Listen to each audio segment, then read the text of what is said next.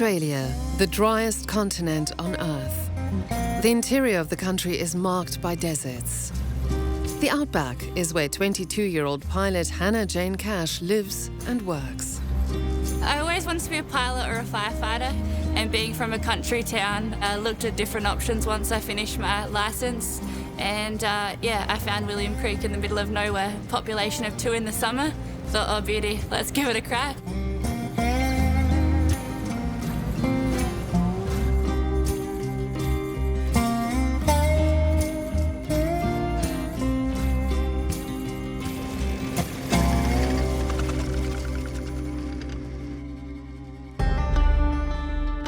William Creek is the Outback's smallest settlement.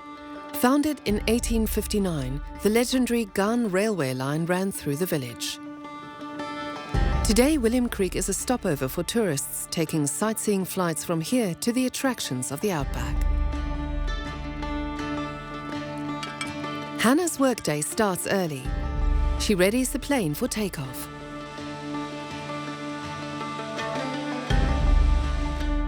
Today, tourists from New Zealand want Hannah to show them Lake Eyre.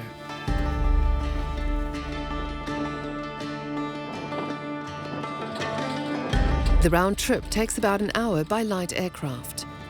The bush pilot has to fly 50 kilometres through the desert to get to Australia's largest lake.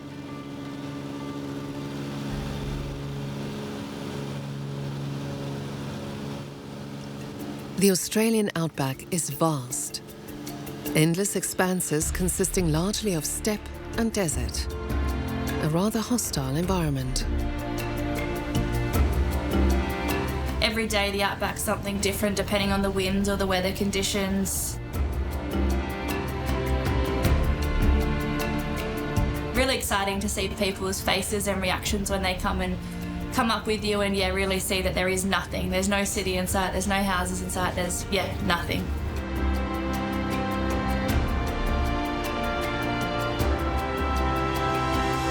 Lake Eyre is pretty special. That's probably the most popular flight we do out here. I've probably been over the lake a few hundred times, and each time it's beautiful. The edge of the lake here, this dark material that you can see on the ground, this is actually a rusted iron. It's actually believed to be a similar, if not the same material that's found on parts of the moon.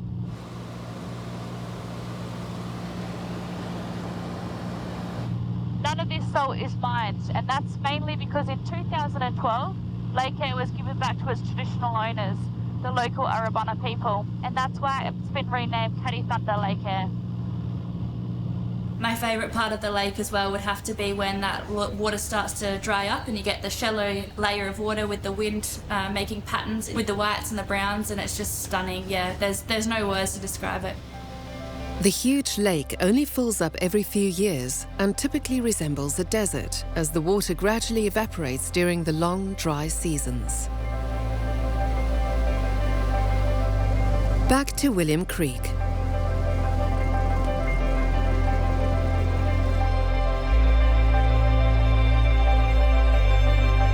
For Outback tourists, scenic flights are among the highlights of the trip. A scenic flight over Lake Eyre because it's absolutely massive, and it's a real standout feature in the middle of Australia. It's just huge, and it's so good to see it with some water in it. We've seen a lot of salt lakes in Western Australia particularly, so to see one with some water in it was good. Flight was great, really enjoyed it, and Hannah's a great pilot.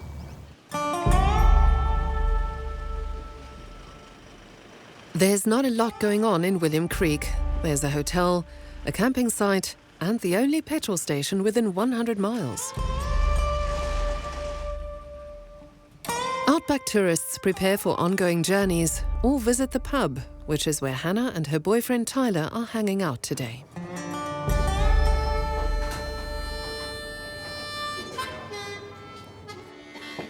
Many people have left their mark here. The pub even features old-timers from the days when the first settlers and migrant workers were laying train tracks. Hannah and Tyler are 2 of the 17 people who live and work in William Creek during the tourist season. They've been a couple for 5 years. Hannah's a bit of a family friend, I guess. She was a waitress at my uncle's restaurant. So, yeah, brought me coffee a couple of times, and then, yeah, we went out from there. Pretty easy going and sporty, loves going to the footy, all that sort of stuff, which I love doing, love fishing and whatnot, so probably the more outdoorsy aspect of it. Yeah. 2 years ago, we came out here together, not meaning to. We just both coincidentally got the same job, and we started our season here last year. It is different to work with your partner, especially in the outback. It's pretty full on. There's no break from each other. There you go. That's how it's done. So our days are pretty busy. We get up usually about 5:30. We start work out at the apron, and we don't finish work till usually 6:30, 7 o'clock at night. So it's big days, but that keeps it interesting. I mean, your room's a little room. You've got your bed, you've got a bathroom. It's all you need because you don't spend any time in your room.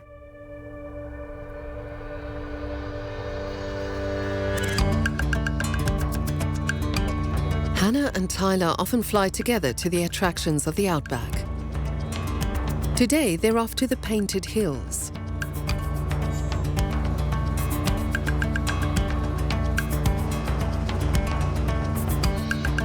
Welcome to the Painted Hills. For conservation reasons, the fragile rock formations are out of bounds. It's only possible to view the spectacular sights from the air. Which is why many tourists book a flight to explore this remote area.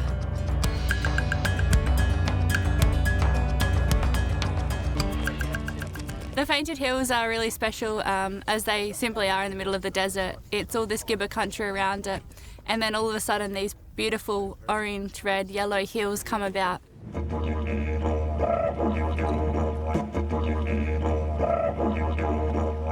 I always explain it to people, if I ever went to Mars, that is what I'd imagine it to be like. Walking on it, there's no sign of life, there's a couple of trees, but mainly just rocks of all just different colours.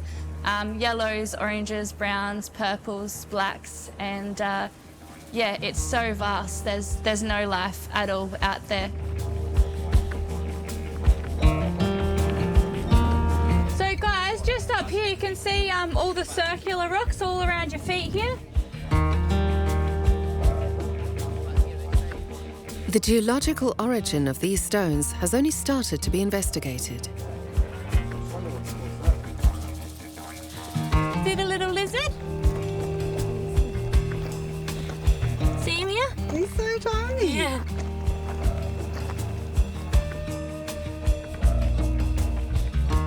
I guess the geologists that have come out here sort of about a year ago now, the first people to ever do studies in this area, and they found a lot of unique things out here that were sort of pretty quirky that they haven't actually found anywhere else in the Eromanga Sea through Australia before. So it's a pretty awesome, unique area that we get to sort of explore that's very untouched. The workday is over for Trevor Wright's team in William Creek. He's been offering charter flights in the outback for 20 years. Most of his pilots are still very young.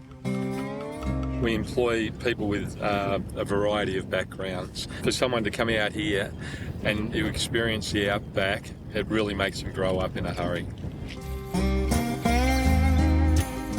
Everyone has to do everything themselves. Cleaning up after the late shift is part of Hannah's daily routine. In summer I was swallowing 6 flies a day, at least. Good protein. It is tough. You're in the middle of nowhere. You've got no shops. You've got no food supplies. You've got nothing. You rely on a truck that comes every couple of weeks, and you can't stay somewhere this remote just for flying. But if you have a good crew here, like we do, everybody gets along. Everybody's got each other's back, and we go have a few beers at the end of the day, and all just chat. And it's really a family environment. Liam's got a job with the I did hear that. Yeah. Oh, well, we got today out of the way okay? Yeah. No problem. I think everyone probably did about 7 hours flying today. Oh my God. 6, 7 so hours. big, isn't it? Yeah.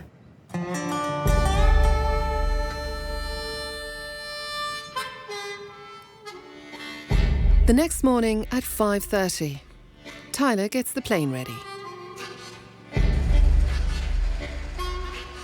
Today, he's not flying tourists, but will search for cattle. In the outback, Tyler is both bush pilot and cockpit cowboy. Just out to the eastern side of the station, sort of out that area, hopefully find a few cows.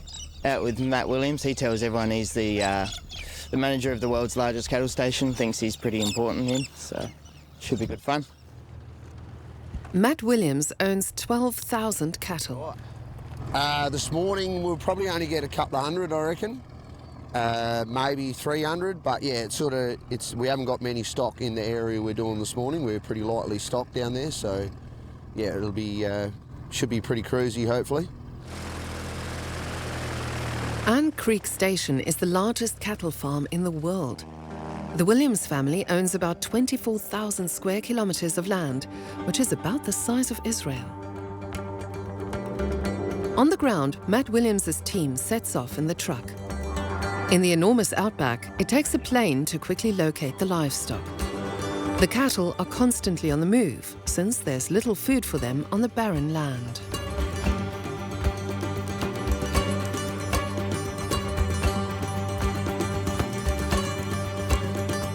The search flights are perilous, since Tyler has to fly extremely low.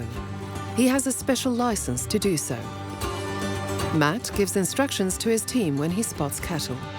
Yeah, when they pick that car up, make sure they jump off Tom's bike and top Meg's bike up with fuel, and we'll get one of them to come out here and one of them to come up to the northwest there. Yep, roger.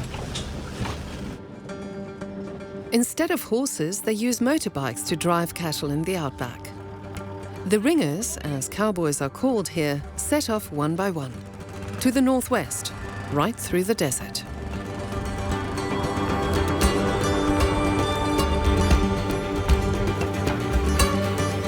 Their boss helps navigate them by air until they reach the herd. Another ringer rides on to the next herd. We'll just push them out towards, just straight towards the sun, mate. Yeah. Once the aeroplane has set the cattle in motion, ringers take over and drive the herd on by motorbike.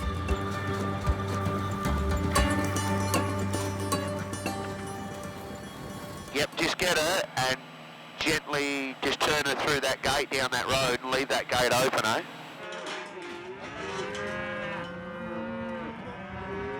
The driving of cattle from above is over. Matt Williams and Tyler fly back to William Creek.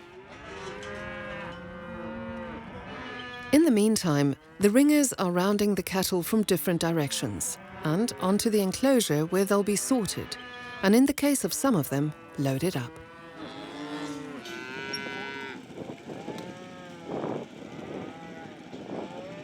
All the cattle are penned in. Time for a break.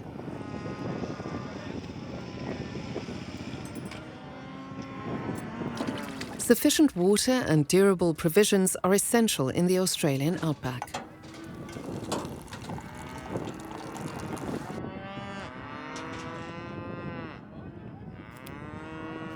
I grew up in a farm back home, and I've been riding. I first got on a motorbike when I was 3 years old, and then kind of lost interest a little bit, and then started racing about 5 or 6 years ago, and I've been doing it ever since. I've done a bit of mustering in the past, but nothing like this, like nothing with aircrafts, and it's a very different in the outback as well. It's very different, but I'm loving it. Meanwhile, a transporter heads out to pick up the penned-in livestock. Cattle millionaire Matt Williams takes care of this himself. I've been doing it probably I've been up here for 20 years, ever since I left school, and pretty well, yeah, like it'd be probably at least 15 or 16 years I've been up spotting in the plain. We do 2 rounds of mustering here a year. It takes between 5 and 7 weeks to do a round, just depending on the season. Like with the surf out here, like the remoteness and that. Yeah, you don't have to deal with with dickheads a lot of the time, really. Like, you just got your core group of guys that you're working with and that, and yeah, you don't have to worry about the outside world too much.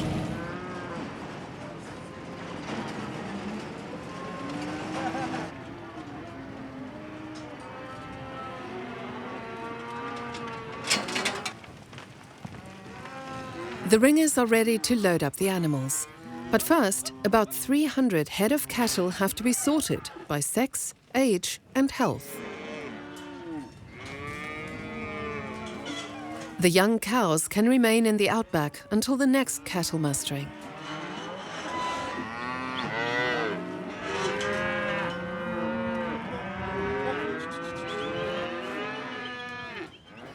But the young bulls and some older cows have to get onto the flatback. They'll be fattened up for a few more weeks and then sold.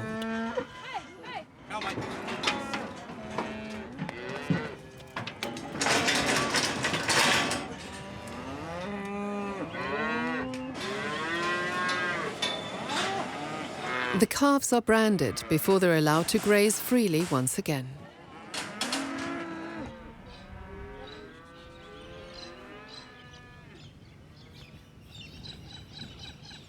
The next morning in William Creek. Today, Hannah is flying tourists to the opal town of Coober, Pedy. It's about 200 kilometers west across the Outback Desert.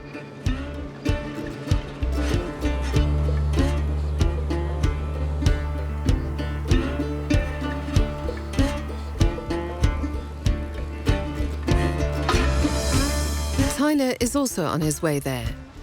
The name Coober Pedy comes from the Aboriginal name Kupapiti, meaning white man in the hole. I love flying over Coober Pedy. I always have a joke with my passengers that Coober Pedy has a rabbit problem because of the holes. There's holes all through the town. The caves are both opal mines and dwellings.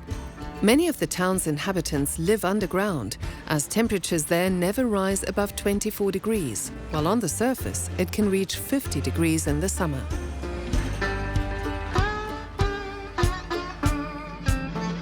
Hannah wants to buy an opal in the town centre of Coober Pedy.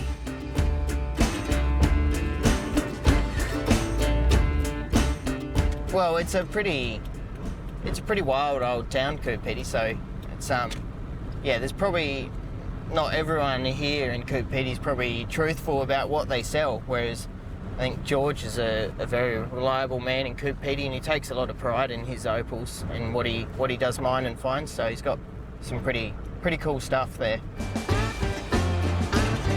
3/4 of all white opals worldwide are found in the underground fissures around Coober Pedy, where there was still an ocean 150 million years ago. George Contouris also has a license to mine. So George owns an opal store in Coober Pedy. Tyler was the first one to meet George, and from there we've had family come through, and yeah, always good to go in and say g'day and just put a smile on their face, because again, we're in the outback, so the more people you can go and say hello to, the better, because you don't get to see people every day. So George, I had a teardrop one here. Yeah, she wanted one. And it's gone. Oh, that blue green one? Yeah. So It was like a perfect teardrop. England. Really? England, they bought quite a bit. They bought hundreds of opals. So we had a lot of Europeans and crazy Japanese cycling from Adelaide to Darwin in the heat, because Coober Pedy is the only desert that's safe, where you can experience that 46, 47 degree. Even small opals cost several hundred euros. Their value is determined by their size, brilliance, colour and luminosity. That's where I am at the moment. Look at that colour in there.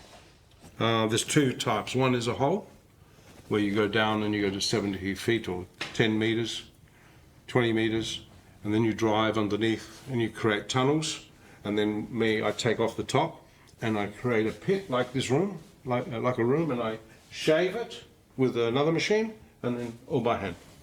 You can read the ground, and you can't, it's a business. You must not get romantic about it. This is probably the couple's last visit to Coober Pedy. The season is almost over and new jobs await them. A lot of my family, being from outback towns, have always used the Royal Flying Doctor Service, and them being the only source of medical aid out in the outback, I really would love to work for them one day and give back to the communities out here.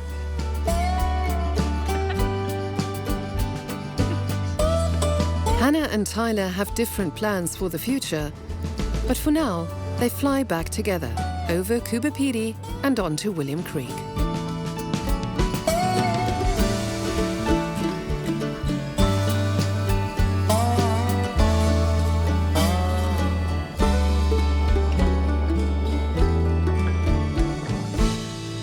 That evening, there is a team meeting for the final event of the season, the Outback Fly-In. If there's some really ultralight recreational ones that if it is a bit windy, we'll move our aeroplanes out so they can put them in the hangar so they don't get blown around. This year we're presenting William Creek's 5th annual Outback Fly-In, and we're expecting over 70 aircraft and over 200 people. So that kind of publicity or that amount of people in William Creek's just unheard of. It doesn't happen very often, but it's pretty exciting. I think they will be. Yeah. That's what we think. So what have we got organised for Friday night? Friday night is an acoustic set. Yeah. After dinner. Haven't they got some girl or something? Yeah, they've got a girl, but she's only going for an hour or so. There's a lot of work where we're going to do the catering for the meals. What happens if it's too windy? What happens if it's too hot? It's not only the fact that we've got a really good plan to have us put together, but it's the contingencies of what if. Yeah. How many planes we got? Couple of cars, but 65 registered, I think, now. Thanks, guys. Thanks, guys. What? We just tied in that. Yeah. The next day, everyone lends a hand. Generally speaking, the William Creek Outback Fly-In is kind of the last year for all the last weekend for all the pilots before everybody starts heading home. So it's a pretty good event to get together, have a couple of drinks, listen to the music and just enjoy yourselves. A good goodbye. Planes arrive by the minute to celebrate the end of the season.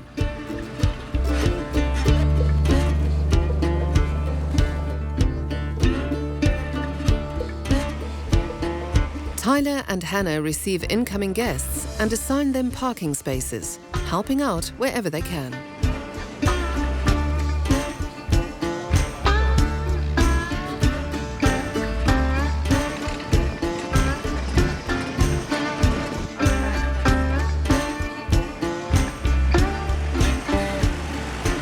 It's quite a big event.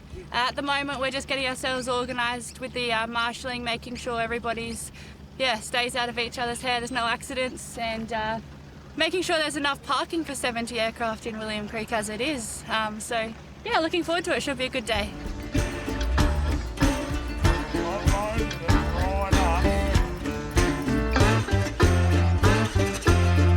By afternoon, all the pilots have arrived and all the planes are in place.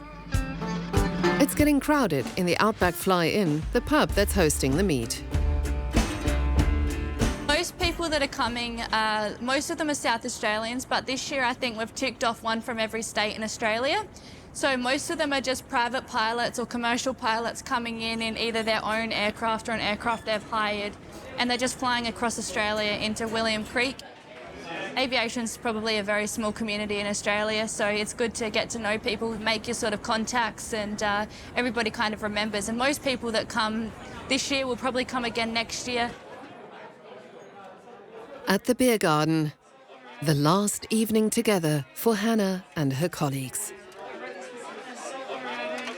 It is quite sad to say goodbye to Rats there in the Outback, William Creek. It'll always be a special place in my heart. I've met so many great people that'll be lifelong friends, and just the experience to work in the South Australian Outback. Not many people even get to visit it, let alone work out here. So it's always going to be, a very special place.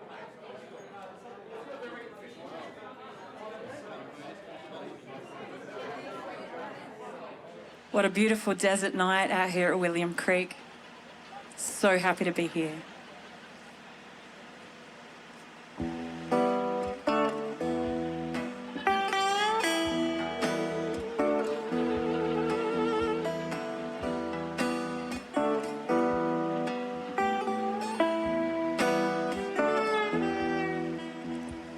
You tell me what we've got don't happen often. To you, to you. So I just sink the nails into the coffin. So soon, baby, so soon.